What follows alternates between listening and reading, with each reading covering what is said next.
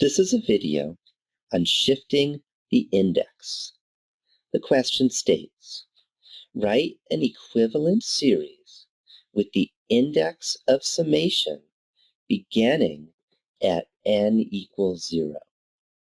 We have the sum from n equals 2 to infinity of n times n minus 1 times 3 to the n divided by n factorial.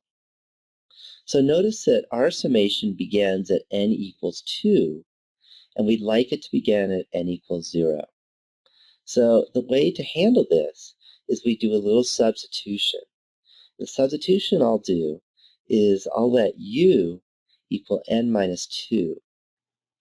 The reason for that is that n equals 2, then 2 minus 2 is 0, and we'll get to start at u equals 0. So let's just solve for n so we can substitute, add 2 to both sides. We get n equals u plus 2. And now I substitute.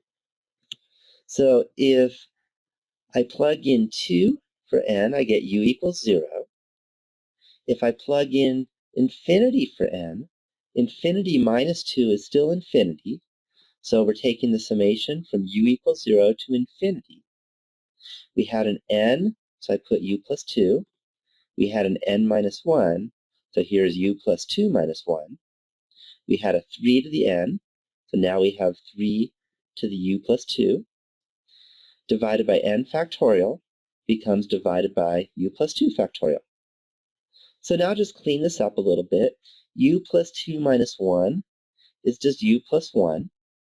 And it's a little prettier to write this as u plus 1 times u plus 2 instead of u plus 2 times u plus 1. And then we still had 3 to the u plus 2 over u plus 2 factorial. So we're almost done.